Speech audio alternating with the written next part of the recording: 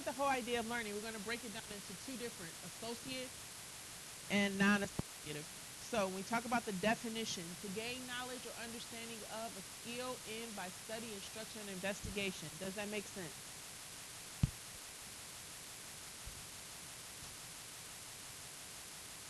Does everybody agree that that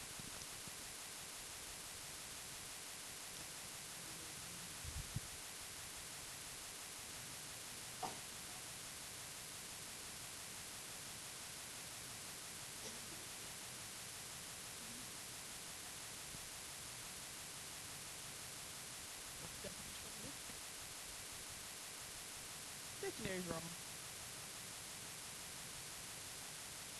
Probably because they're not psychologists. Um, the definition from what you need to know, there's a little bit difference. First thing, learning is a relatively permanent change. What does that mean? It says behavior or behavior potential. What does potential mean? You could learn, which also means I know I can change the behavior. I might not use it yet. Does that make sense? I have the potential to change my behavior, but I might not use it yet. That occurs as a result of practice or experience. Okay? Practice or experience. So I have the potential to change my behavior. I permanently change my behavior, and I've done all this through practice and experience. Good?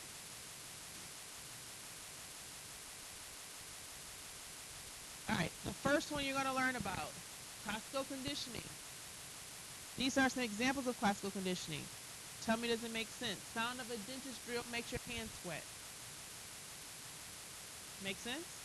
Victor says make him cry. Some of you, the sound of the somebody says dentist, you get all emotional. Does that make sense? Okay.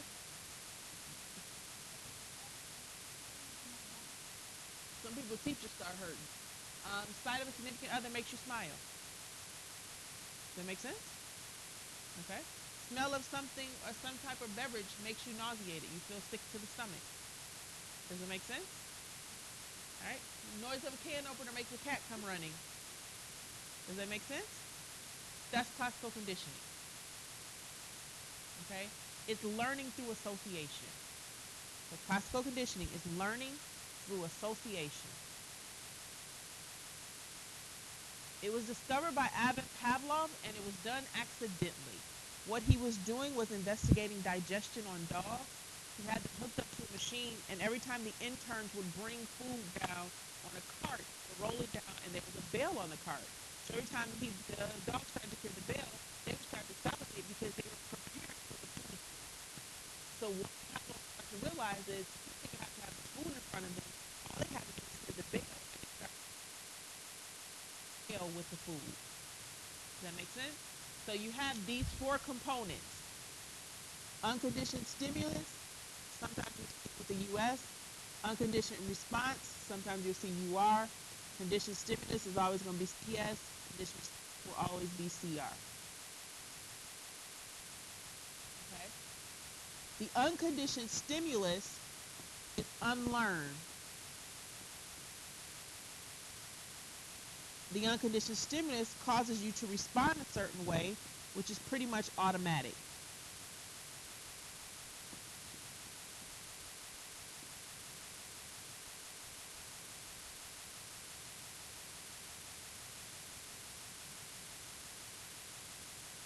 No, US and their same thing.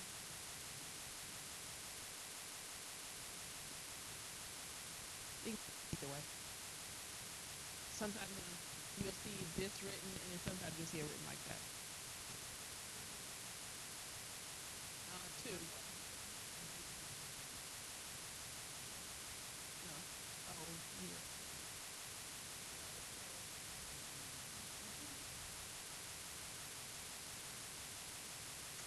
What? No. Yes. The you. Yes. Yes.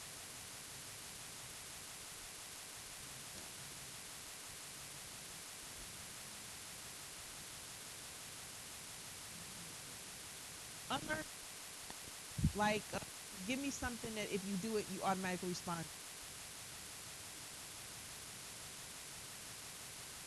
Something is automatically something done to you. Say, give me something. Hit my knee. Hit my knee. It raised. Let's just automatic. Touch something hot. Pain. Correct. And that's the unconditional response. Does that make sense to everybody? This is just automatic. But what? Say it again. Yes and no. Um, just because this could be, that's the response we get. Put something in, get something out. Yes. Okay. Then you start to associate it with something else. So, give me something that you would associate getting your knee hit with.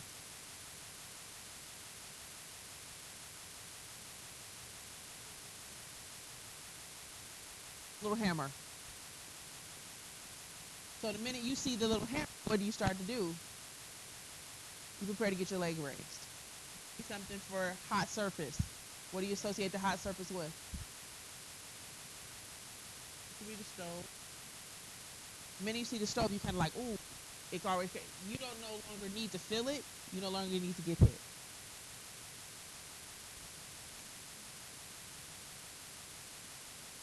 Not all. Sometimes, but not always.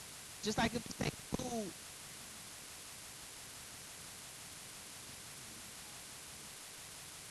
Depends. I don't want to say that because it depends on the scenario, and you'll see them in just a minute. It can get tricky. Um, like if you got food and hunger, what do you associate food with? McDonald's. So we say McDonald's sign. You get what? Hungry. No food needed. This would be the conditioned stimulus. This is the unconditioned stimulus. This is the unconditioned response.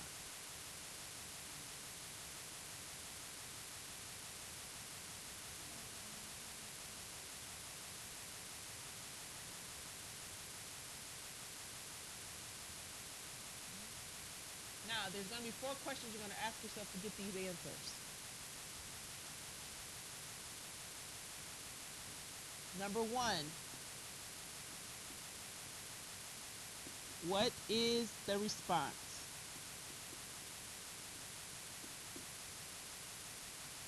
Number 2, what caused the response? Number 3, what did I replace the cause with? And number 4, how did I respond to the cause?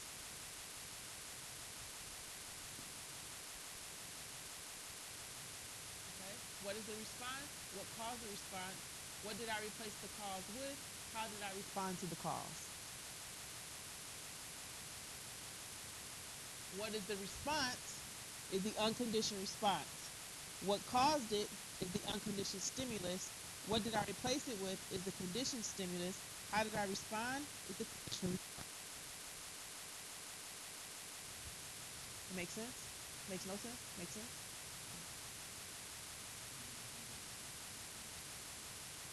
I'm gonna actually bring you up some examples and let you guys read it and see if you can apply it.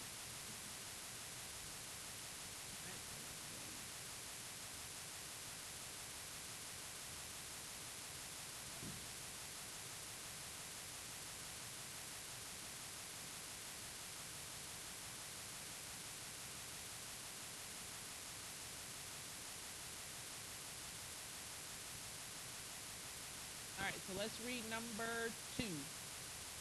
Don't answer the question, just read it, and then I'm gonna see it all together.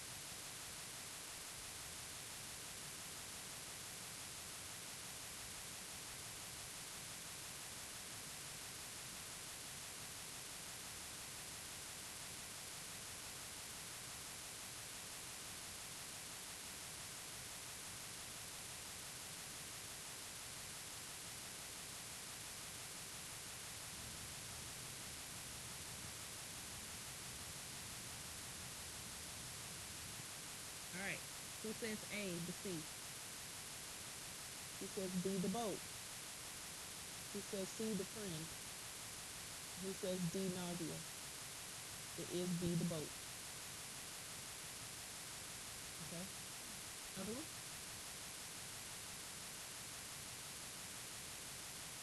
Number 3.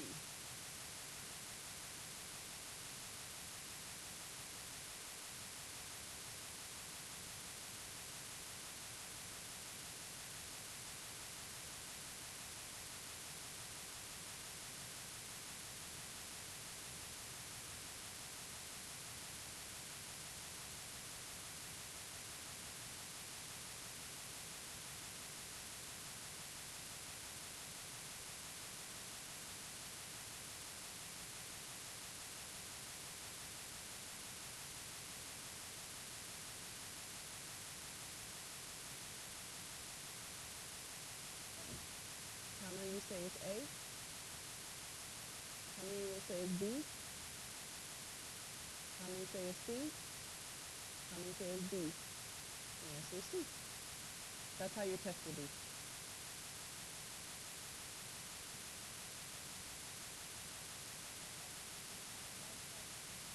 Don't get caught on the fluff.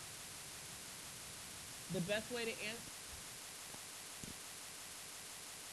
go through the question, read it, answer these, and then go back to the question. It makes sure it ensures you get it right, and it takes a lot less time. When you just read the question and you say, what is the response? Write it. What is the cause? Write it. What did the response? Write it. Write it. You say, what are they asking for? Find the answer. You're done. Does that make sense? It's always probably best to make sure you get it right by asking yourself those questions. Got it? All right.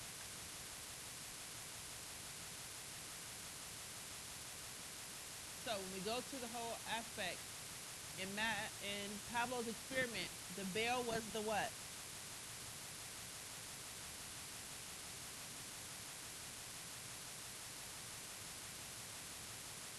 And it created a what? The meat was the,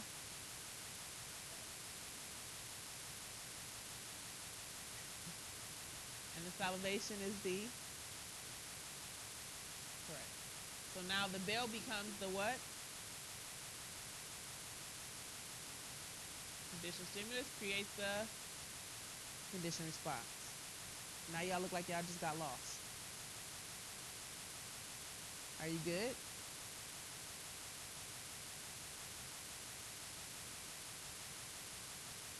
Silence. Is that a yes? Great, wonderful. We got this. Piece of cake. Me too. Are we comfortable? Because we're about to move on and learn some more stuff. A lot more. Move on.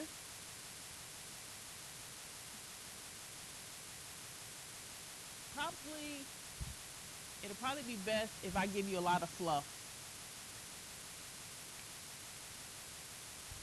So here's one that's very fluffy.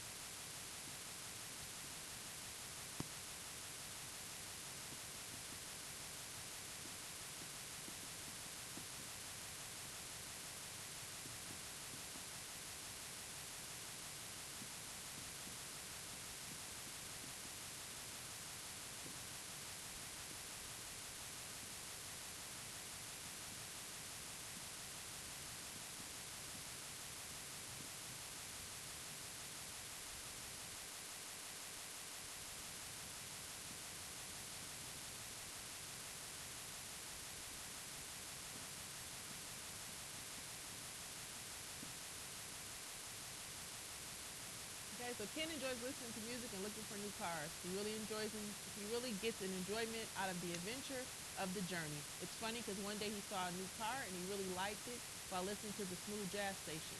Now when the Smooth Jazz station comes on, he places a really big smile on his face. What is the unconditioned stimulus?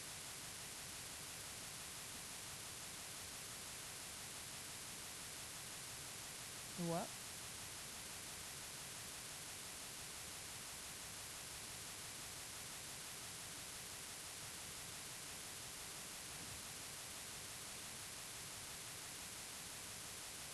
So what's the unconditioned stimulus? The who? What's the unconditioned response?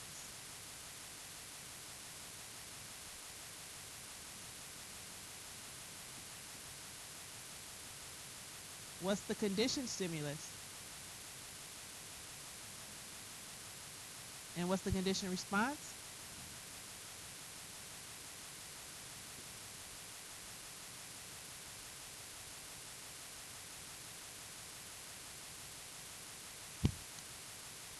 The silence is unbelievable.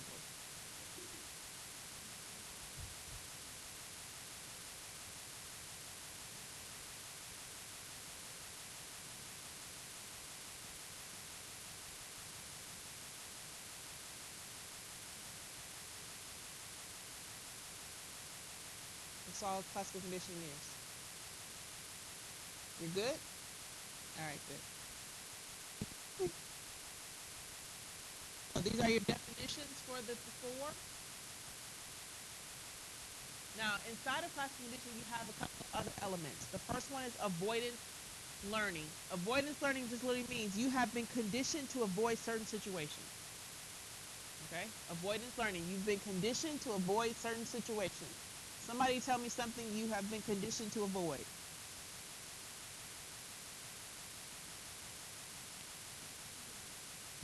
Stranger, stranger danger. Yes, okay. Some other. Some people have responsibility. What's some other? Rats, rodents, and crawly things. It really means you have learned to avoid a situation. It's that simple. Okay? But in this whole idea of classical conditioning, you've also been classically conditioned to respond emotionally in certain ways. Um, if you saw somebody who opened up their test grade and they start crying, what are you thinking? Okay?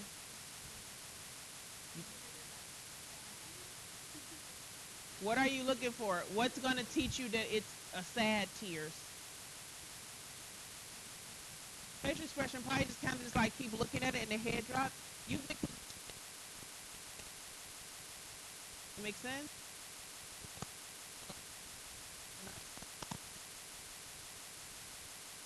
Do you think?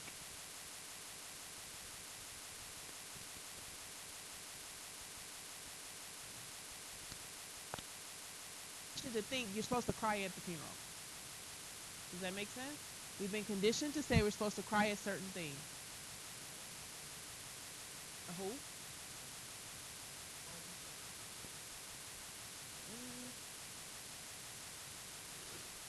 No, because if you're technically if you're a Christian, you're not supposed to cry when a person dies. So it's not. It's just no. It's just we're sad. Anybody that loses somebody, you're sad. Sad brings about tears. Um, remember, you never can control your emotions. So you can sit up here. How many of you ever lost somebody really close to you? All right.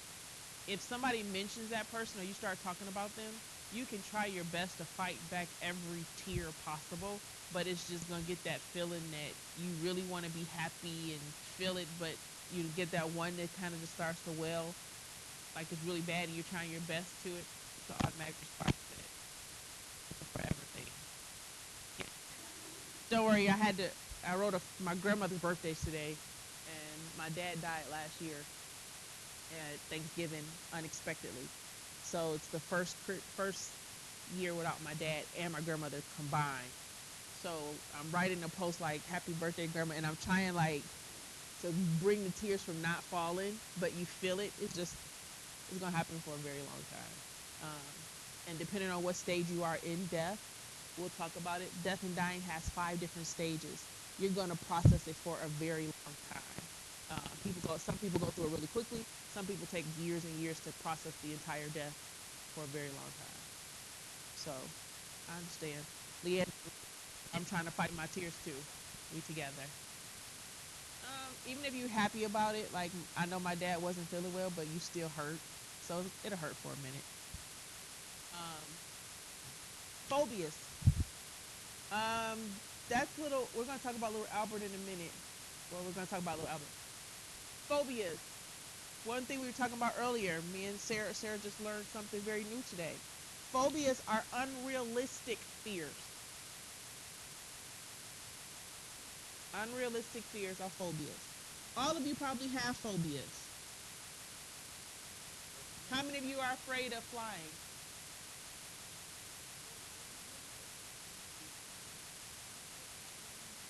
Fear of heights? Agoraphobic. Okay? Agoraphobic. A fear of spiders. Fear of snakes. What else are some fears? Sharks. Fear of sharks. Fear of psychology. Yes. Fear of snakes. Everybody has these fears to you. In our mind, if it's a big black, arachnophobia, like, but the house can't do nothing to you. Exactly. And that's you sit and watch the spider. We would probably watch the spider all the way around the room. And the thing with the phobia, it demobilizes. Really has a phobia, it demobilizes them. They can't move. You're almost to a point to where you are watching this fear until it goes by. Okay? That is a phobia. Phobias are actually produced usually by somebody else. Somebody else usually has produced your phobia. They usually have. And it's usually your parents. Okay? To be afraid of a house spider? How did a house spider gonna hurt you? Because personally, I'm afraid of the house spider. I'm not gonna lie. I understand the fear.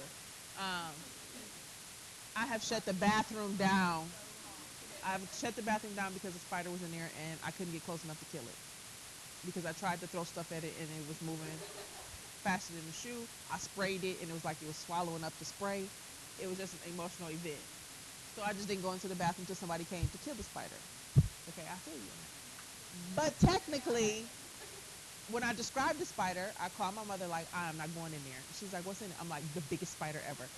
But it really wasn't the biggest, but to me, it was humongous. Like, if you ever seen, there's a picture, and it's this big spider is on the side of a house, and I swear, that's how the spider looked like to me.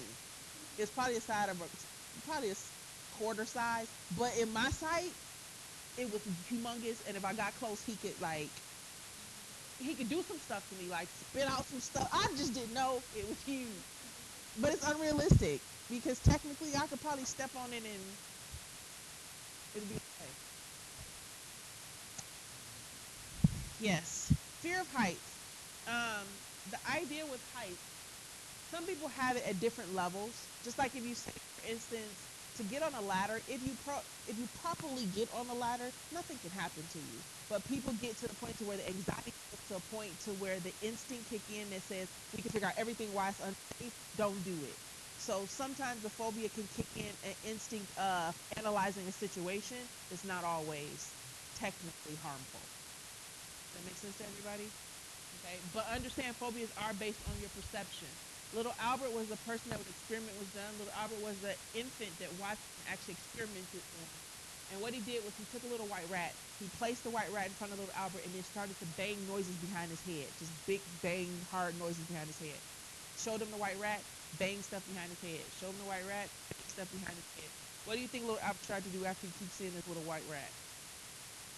He starts to get scared and starts to cry because he's now associating this fear that this little white rat brings about all these horrible noises. Does that make sense? Okay.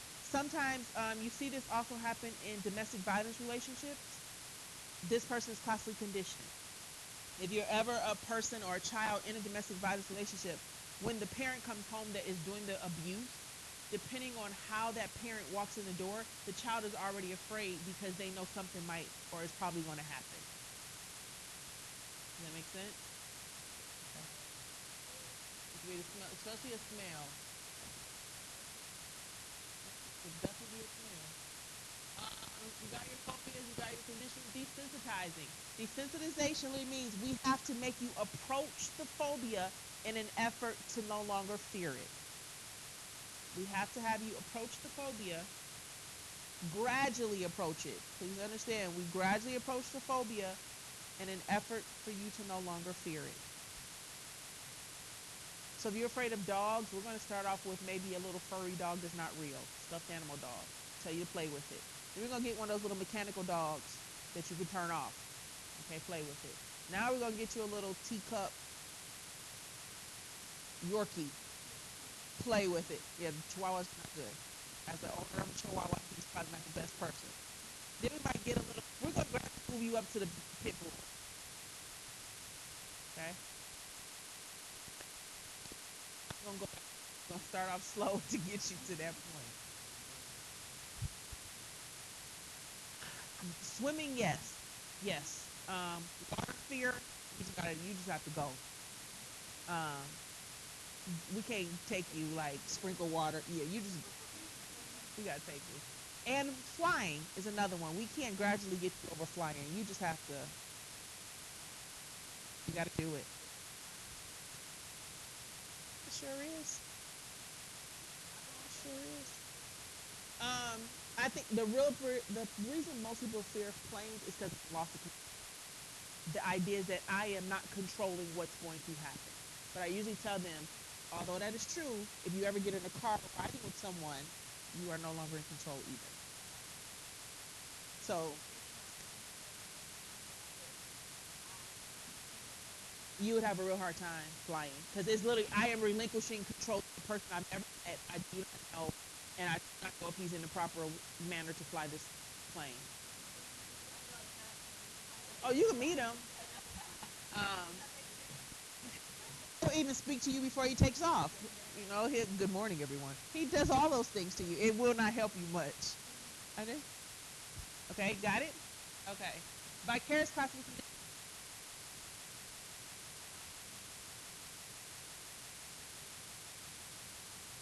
Why do we have fears? Our perception. Our perception. Our perception is that they can do something to us. Like if we go to the idea of a tight space, technically,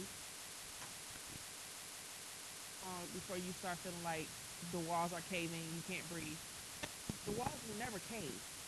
It's realistic that they're going to cave, but the idea is that your fear is that I am stuck. If I ever put you in a place that you got stuck, I hate to use the word coughing. If I told everybody I want you to get in this box, it's going to be a box. I want you to stay in this box for about 2 hours. Just sit in the box. Could you stay in the box for 2 hours?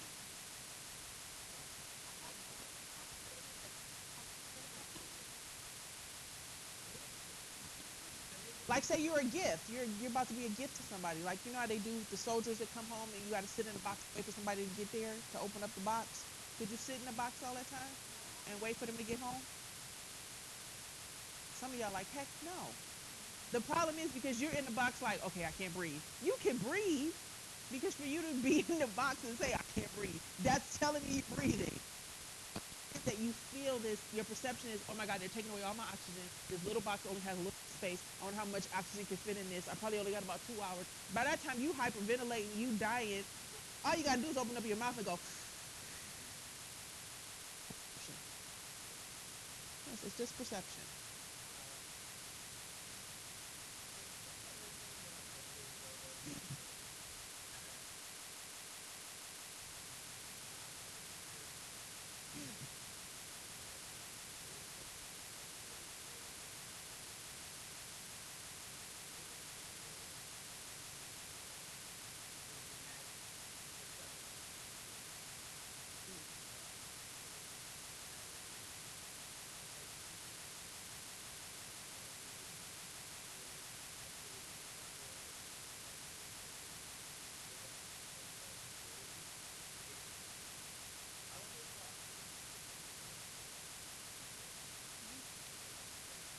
people can get into confined space. That's a typical fear. So if you have that fear, it's typical. It's okay. If you ever got, um, remember last year with the snowstorm and people were on the freeway for 18 to 24 hours. A lot of people would not have been able to make it sanity wise because of being out. So a lot of people panicked and had this big problem just because of the fear. So it's typical. So if you've got that fear, it's okay. Don't feel like you're something's wrong with you and you come and say I need therapy. You do need therapy, but I'm saying there's nothing wrong with you.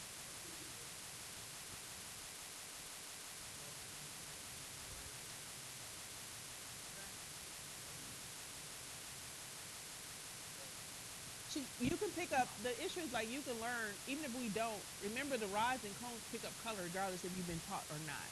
So when she comes out, you'll still be able to see it. It's just that she had dark application.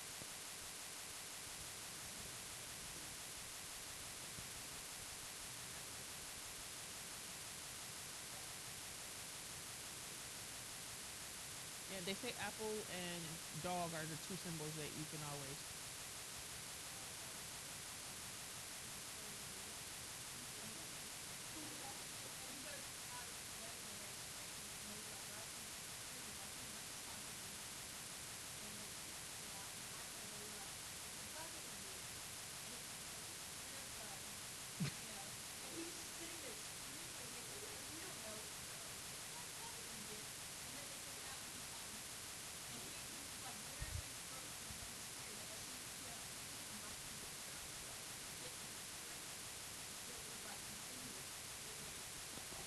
The Untold Stories of the ER and Sex Sent Me to the ER are two shows that if you ever watch that show, I just sit there and think who and why and where for real. Um, it's the ones they had sex on the limb of the tree, and it was like a little tree. And I'm thinking, when you climbed your butt out on the tree, what point did you realize this limb might not hold the both of us up as we start to move? Hmm.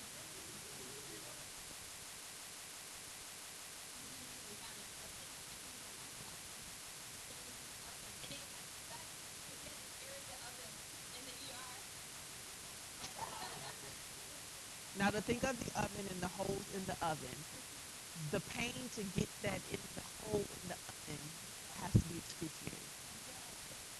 Some stuff I don't know. Vicarious classical conditioning. Vicarious classical conditioning is when you learn through somebody else's fears. You have learned because of someone else's fears. Okay. You've learned because of someone else's fears. Um, I was telling the last class, I grew up in Detroit. What do you guys know about Detroit?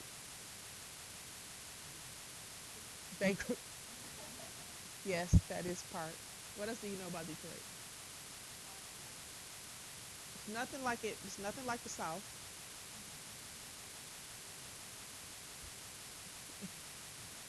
What else do you know about Detroit? Crime rate is pretty high. We rotate between the top three between St. Louis and Chicago. Chicago, Detroit, and St. Louis are usually always the top three. They rotate out in crime, murders, and carjacking. So, if I said there to everybody, I want everybody to come on up to Detroit. We're gonna take a trip. What's the first thing you're thinking when you're in the car? Hope I make it back. Okay. Some of y'all are probably like, are these doors locked? Tree, is this a bulletproof car? Should I take my Should I take my purse? Should we have pistols? You're probably gonna come with a whole rotation of things based on vicarious class conditioning. You've learned things and you actually are living them based on other people's responses. Okay? Never been there. That's really what it means. You've never experienced it, but you experience it through someone else's. If you have an older sibling, this is usually what happens. You know not to do it because you saw them get in trouble for it. Okay? You didn't even have to learn. I've got three spankings my whole life, and my brother's got three a day. There were certain things I just did not do because I saw them. I was the oldest. It was just they were the stupidest. And I would just sit there and be like, I'm not doing that. That was dumb. Okay? And I learned real quickly, like, not let me doing that one. That's vicarious classical conditioning. Got it? Oh, stick with me, and we're gonna be good. First one is acquisition. It's simple. It means you've acquired a new response. That's simple. You've acquired a new response. Acquisition. You've acquired a new response.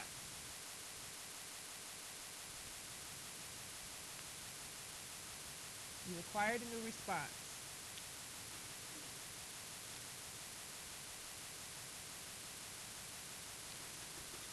The most simplest element or principle is extinction. The stimulus no longer causes a response. Extinction. The stimulus no longer causes a response. The stimulus causes a response. Extinction. The stimulus no longer causes a response. So you were in love. Who's ever been in love? And you had a favorite, like y'all had a song that was just, it was y'all song. Okay, Leah, you want to tell me the song? Don't want to miss a day.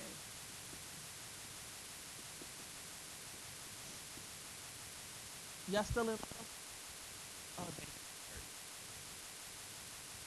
No, who had a breakup in the song? You were in love?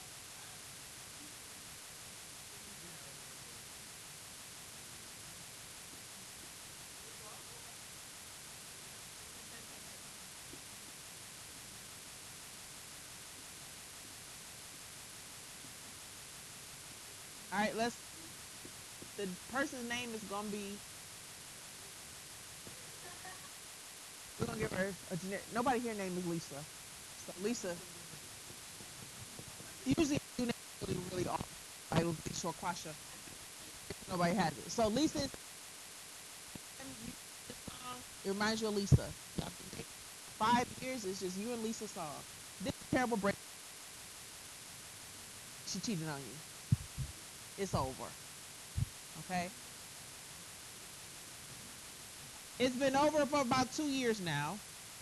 Now every time you hear the song, you don't think about nothing. Nothing happens, no feeling, no nothing. It's just a song. Extinction has occurred.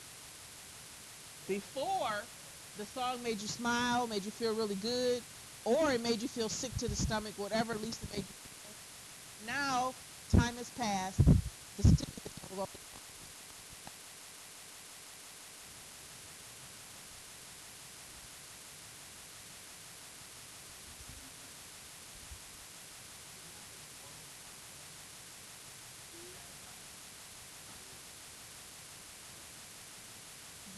I never think my dad would be in extinction.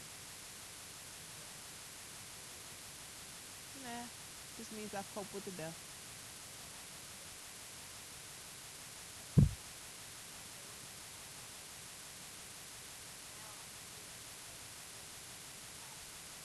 That's extinction. Yeah, that's extinction. Let's just say once you can process it, um, I still see pictures and start crying. Uh, Dance with My Father is a song I always wanted to dance to at my wedding with my dad. So every time I hear it, I bust out in tears. So I'm hoping that one day I can hear it and not cry. But this happens. Oh, Jesus. I was hoping by the end of the year. All right, so you've got this. Now, extinction occurred. Every once in a while, it's been 15 years later, and all of a sudden you hear you laugh and you go, Lisa. Okay? That's spontaneous recovery. It pops back for a moment after extinction has occurred. You've all had that moment. You're in the car, something come on, and you laugh like, oh my God, I so remember. That's spontaneous recovery. Extinction has occurred, and all of a sudden, you recall it.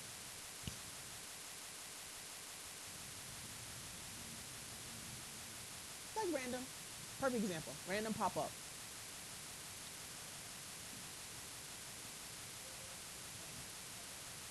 Random pop up. Now, that's spontaneous recovery.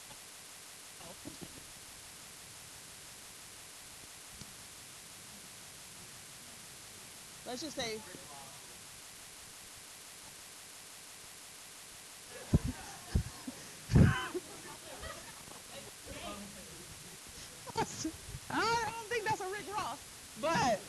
let's, let's, let's just say stimulus.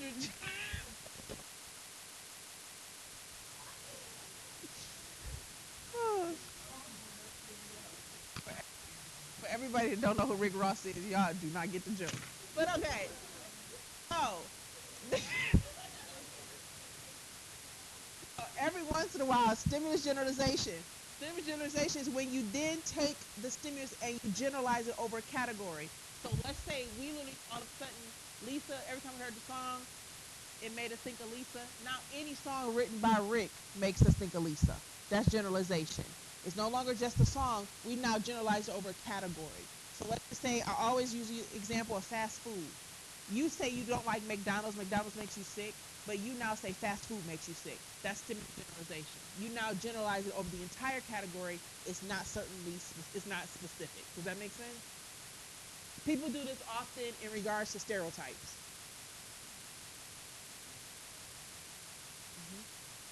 One person might have done something to you. You now have generalized it over the entire population. People do it a lot in regards to Southerners. People be like, "Oh, they're Southerners. Oh, they're so sweet." And all y'all not. I done met a couple of y'all. Y'all not all sweet. I'm just saying. Does that make sense? Or New York people. People think everybody from New York is evil and mean. Some of them kind of nice. Some of them, a couple of them up there. Okay, you just gotta know how to pick and choose them. But some of them up there are nice. That's generalization. Okay. Then have stimulus discrimination. Now I'm gonna read this definition. Learning to respond to one stimulus and not another. So I might say, I don't like McDonald's, but I cannot stand the one off of 985. That's stimulus discrimination. I now literally pick one that generates the most stimulus. Does that make sense?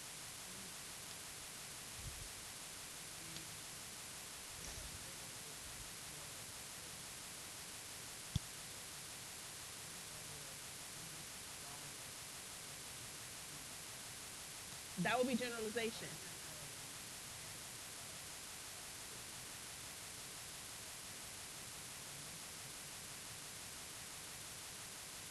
You can do it that way, but they're not connected. I don't have to generalize to get discrimination. I can be discrimination without generalization. So I can literally.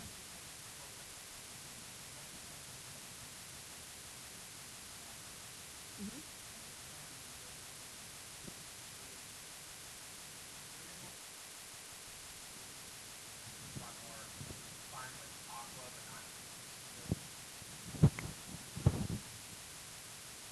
No, it would be more like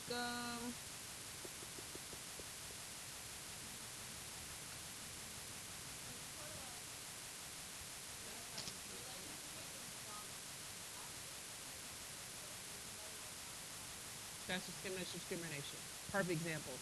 I'll eat at Mc. I don't. You can even say I don't care for McDonald's, but I definitely won't eat at that one right there. I don't eat at fast food. You can go and say I don't eat fast food, but I definitely don't eat Burger King. You can go broad. You can go. You can literally say, um, it. I like school, but I do not like that one class right there. You can do anything. But discrimination means I picked one part, one stimulus that causes me the most. And it's not always hate. It could be like too. Does that make sense?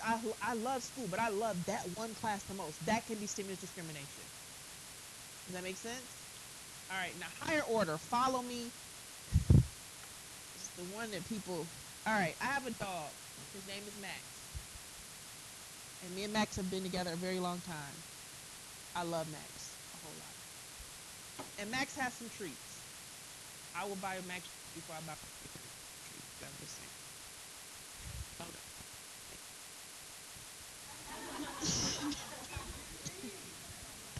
So Max gets these treats. I literally go to the store just to get these treats. Max knows when he gets the bag, he gets these treats. Keep them in a green. Every time Max sees the green container, he knows what's inside of them. His treats. We all agree? What's the treat? The what type of stimulus?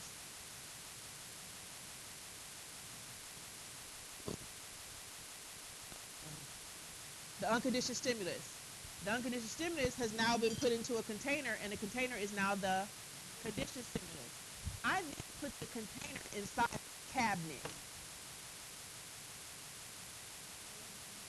So now, when I go to the cabinet, Max knows what's inside the cabinet.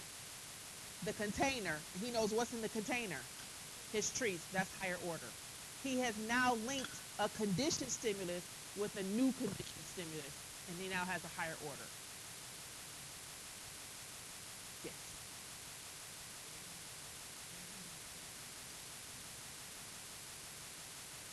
It's like connecting two conditioned stimulus together. It creates a higher order. If I'm trying to desensitize a person.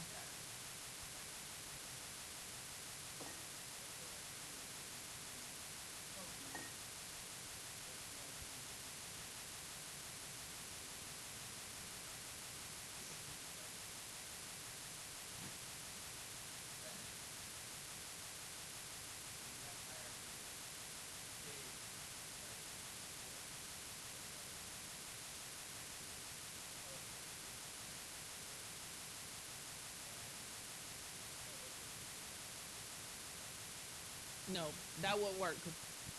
This will literally, I have connected this to represent this. So it's just literally saying, um, it's as simple as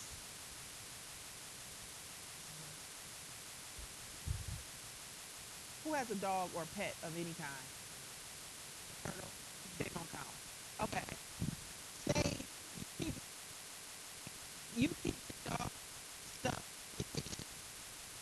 The minute you get up to go to the kitchen, what does the dog and cat do? Follow you. That's higher order.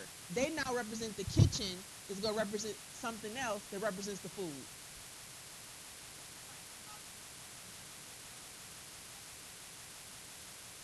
Higher order.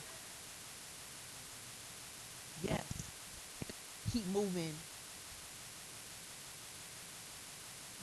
Children are another thing that they do higher order really quickly. You grab the keys. They think it's time. They go get their coat. Okay. You put on your shoes and grab your keys. Now they just keep connecting and linking things together. It means higher order. You do it in your relationship. You walk into the door and you hear don't playing with some candlelight, and you just open up the door. What you thinking? It's coming. You like keep peeking around like this is about to happen. It might just be the lights is out. You just stripped all butt naked at your door. You walk around the corner and the in-laws are sitting there like, all right. Because you didn't create music, candles. That's higher order. Got it? Watch next time y'all walk in. Is it time? All right. And we're going to stop here. I will not teach operant conditioning till Thursday. See you guys on Thursday.